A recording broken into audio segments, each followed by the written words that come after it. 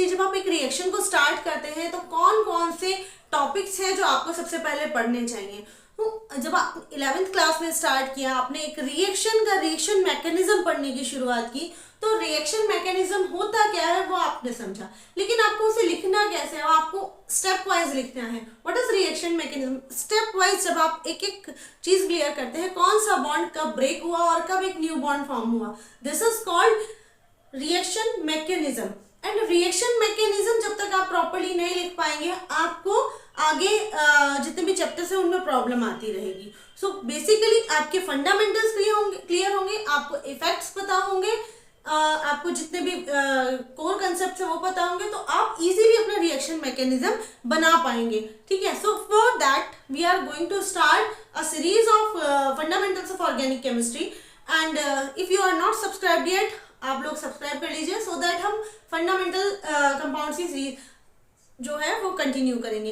In case अगर आप मुझसे जुड़ना चाहते हैं तो आप एक मेल डाल सकते हैं, मैं नीचे डिस्क्रिप्शन में मेरी ईमेल आईडी है, आप मुझे एक मेल डाल सकते हैं। मैं आपको अपने, अगर आप मुझसे पर्सनली कुछ ऑर्गेनिक केमिस्ट्री के टिप्स लेना चाहते हैं तो आप उसके लिए मुझे मेल कर सकते हैं, मैं आपको पर्सनली कांटेक्ट करूँगी।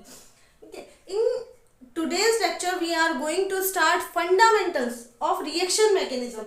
so कहाँ से एक रिएक्शन शुरू होती है, आप लोगों के लिए रिएक्शन का मतलब क्या है, आपने रिएजेंट लगाया और प्रोडक्ट बन गया, लेकिन रिएजेंट और प्रोडक्ट के बीच में बहुत सारे स्टेप्स हैं जिनको आपको क्लियर करना है। so what are these steps जिनको आपको क्लियर करना है। so पहली बात तो रिएजेंट कितनी तरह के होते हैं, how many types of reagent. तो हमेशा जब भी आप कोई रिएक्शन स्टार्ट करते हैं, उस रिएक्शन में मिनिमम एक रिएजेंट तो होता ही होता है, ठीक है, लेकिन ज्यादातर रिएक्शन जब भी आप लिखते हैं तो उनमें एक और फिर उसके साथ एक और दो रिएजेंट होते हैं जो आपस में रिएक्ट करते हैं। सो इन दैट केस अगर दो रिएजेंट हैं तो आपके रिएजेंट जो है पर्टिकुलरली दो तरह के होंगे, एक होता है सबस्ट्रेट और एक होता है अटैकर। ठीक है, एक होगा सबस्ट्रेट, एक होगा अटैकर। सबस्ट्रेट वो है जो कम एक्टिव है, अटैकर वो है जो ज्यादा एक्टिव है। जो अटैकर है वो सबसे पहले उसके अंदर कोई गतिविधि, कोई ऐसा मैकेनिज्म होगा जिसके फलस्वरूप वो टूट जाएगा, ठीक है, और उससे जनरेट होगी एक reactive species. So basically attacker is the first one reagent, दोनों ही रिएजेंट है हमारे लिए, एक को हम सबस्ट्रेट नाम दे रहे हैं, दूसरे को अटैकर। अटैकर वो है जो रिएक्शन में पहले ब्रेक डाउन होगा और क्या होगा, जो रिएक्शन को इनिशिएट करेगा। सो हमारी जो रिएक्शन मैकेनिज्म की स्टार्टिंग होती है वो होती है फिशन ऑफ अटैकर से, ठीक है, जो अटैकिंग रिएजेंट है उसके फिशन से, ठीक है। अटैकिंग रिएजेंट जो है उसके फिशन से दो स्पीसीज जनरेट होती हैं, ठीक है, दो स्पीसीज जनरेट होती हैं। एक होता है आपका इलेक्ट्रोफाइल, एक होता है आपका न्यूक्लियोफाइल। इसके ऊपर अगर आप चाहें तो मैं आपको डिटेल लेक्चर दे सकती हूँ कि इलेक्ट्रोफाइल और न्यूक्लियोफाइल की क्या क्या प्रॉपर्टीज होती हैं, कमेंट बॉक्स में आप कमेंट डाल सकते हैं इसके रिगार्डिंग। सो एक होगा इलेक्ट्रोफाइल, एक होगा न्यूक्लियोफाइल। इलेक्ट्रोफाइल वो है जो इलेक्ट्रॉन को अट्रैक्ट करती है, यानी कि खुद पॉजिटिव होगी तभी इलेक्ट्रॉन को अट्रैक्ट करेगी, तो ऐसी एक स्पीसीज होती है इलेक्ट्रोफाइल। दूसरा होता है न्यूक्लियोफाइल, जो कि जिसके पास एक्स्ट्रा अमाउंट ऑफ इलेक्ट्रॉन होता है, जो कि न्यूक्लियस को अट्रैक्ट करता है, यानी कि पॉजिटिव चार्ज को। सो दोनों में से कोई भी एक स्पीसीज जो है, अटैकर तो दोनों ही देगा, ठीक है, दोनों में से कोई भी एक स्पीसीज जो है वो सबस्ट्रेट पे एक्ट करेगी। अब सबस्ट्रेट पे कौन सी स्पीसीज एक्ट करेगी, this is depending on the property of substrate, ठीक है। अब सबस्ट्रेट के अंदर क्या प्रॉपर्टी है, इसको हमें स्टडी करना है रिएक्शन मैकेनिज्म के अंदर ही। सबस्ट्रेट कितनी तरह के हो सकते हैं, ठीक है, we will continue this topic in next lecture, but फिलहाल हम सबस्ट्रेट की बात करेंगे। दैट सबस्ट्रेट या तो न्यूक्लियोफिलिक हो सकता है या फिर इलेक्ट्रोफिलिक हो सकता है। तो जैसा भी सबस्ट्रेट होगा उस अकॉर्डिंग ये इलेक्ट्रोफाइल या न्यूक्लियोफाइल जाके सबस्ट्रेट पर एक्ट करेंगे और सबस्ट्रेट को भी ब्रेक डाउन करेंगे, वहां पे भी ब्रेकिंग होगा, ठीक है। सो इन केस अगर न्यूक्लियोफाइल यहाँ अटैक करता है तो यहाँ पे न्यूक्लियोफाइल जाके जुड़ जाएगा और क्या जनरेट करेगा, एक इलेक्ट्रोफाइल, ठीक है। सो यहाँ पर आफ्टर सबस्ट्रेट प्लस न्यूक्लियोफाइल, ठीक है, आफ्टर न्यूक्लियोफाइल अटैक ये बन जाएगा, ठीक है। न्यूक्लियोफाइल जो है वो नेगेटिव स्पीसीज है, वो जब सबस्ट्रेट पे अटैक करेगी तो ये जो बनेगा ये भी एक nucleophile.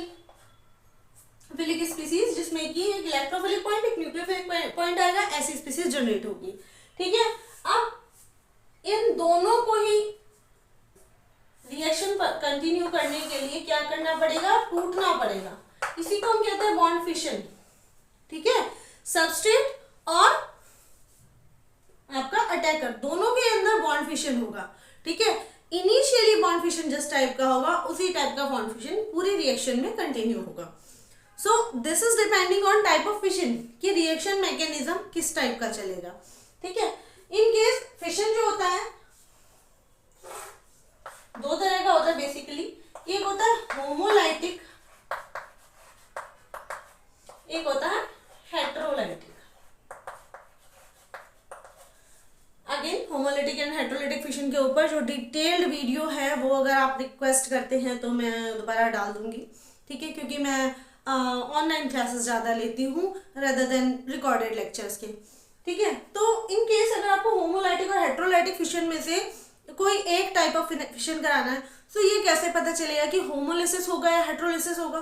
So what is homolysis, जो भी बॉन्ड ब्रेक हो रहा है। ठीक है, we know that every chemical जो भी हमारे पास कंपाउंड है उसके अंदर एक बॉन्ड होता है, वो बॉन्ड ब्रेक होगा। तो उस बॉन्ड को ब्रेक होने के लिए, ठीक है, बॉन्ड को ब्रेक होने के लिए जो उस बॉन्ड के अंदर इफेक्ट लगा है, यानी कि जो साझेदारी या जो भी उनके बीच में इंटरेक्शन लगा है उसको ओवरकम करना पड़ेगा। So in case what is a bond, bond is attraction of two electrons. In case of covalent bond हमारे पास जो बॉन्ड होता है वो क्या है, वो दो इलेक्ट्रॉन्स का अट्रैक्शन है जो ए और बी दोनों से आए हैं। ठीक है, एक इलेक्ट्रॉन रिजेंबल करता है ए से, दूसरा इलेक्ट्रॉन रिजेंबल करता है बी से। ठीक है, सो इन केस अगर ए और बी इन दोनों की कैपेबिलिटी बराबर है तो जब बॉन्ड ब्रेक होगा तो क्या होगा, ए अपना इलेक्ट्रॉन लेके चला जाएगा, बी अपना इलेक्ट्रॉन लेके चला जाएगा। But this condition is only when A and B are equally energized, दोनों की पावर बराबर है। ठीक है, यानी कि दोनों की इलेक्ट्रोनेगेटिविटी सेम हो। ठीक है, इन केस ऑफ ऑर्गेनिक केमिस्ट्री हम इसे पावर तो नहीं कहेंगे, हम इसे कहेंगे इलेक्ट्रोनेगेटिविटी। सो अगर ए और बी दोनों की अपनी अपनी इलेक्ट्रोनेगेटिविटी सेम होगी तो बॉन्ड में कोई भी नहीं जीतेगा। ठीक है, बॉन्ड ब्रेक होगा, कैसे होगा, इक्वली ब्रेक होगा। इसको हम कहते हैं homo fission, homolytic fission. So in case if A and B, the bond between A and B breaks equally, so A with one free electron plus B with one free electron are the product of fission. ठीक है, और इनको हम क्या कहेंगे, these both species are known as free radical. ठीक है, in case अगर A जो है वो जरूरत से ज्यादा, मतलब बी के कंपैरिजन में काफी ज्यादा इलेक्ट्रोनेगेटिव है, इन दैट केस ए और बी के बीच में जो इलेक्ट्रॉन पेयर है उसका इंटेंशन किधर हो जाएगा, जो ज्यादा इलेक्ट्रोनेगेटिव है इसके पास डेल्टा नेगेटिव चार्ज, इसके पास delta positive charge. So the intention of electron pair is towards this, और जो बी वाला जो इलेक्ट्रॉन है वो भी कहाँ चला जाएगा, ए के पास। In that case we get two species, A with negative charge, जिसने क्या किया, नेगेटिव चार्ज क्यों आया, बिकॉज बी का इलेक्ट्रॉन उसने अपने पास खींच लिया। ठीक है, plus be with positive charge. Why this is positive charge, क्योंकि जो बॉन्ड में इसने इलेक्ट्रॉन दिया था वो कौन ले गया, ए ले गया। So if the bond is like this, that is both the electron, if the fission is like this, that both the electrons are goes towards one species, so one species becomes negative and another one is positive. What will happen, this one species is known as nucleophile and this one is electrophile.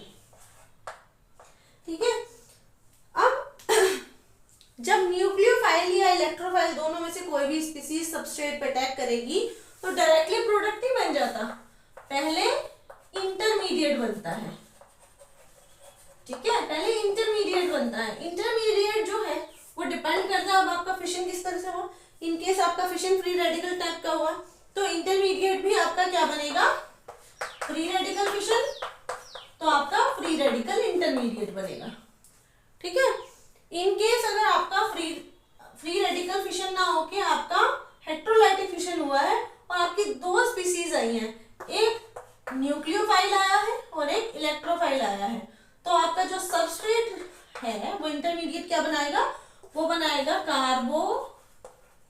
Nucleophile के case में carbon ion, और इन case of electrophile it is carbocation.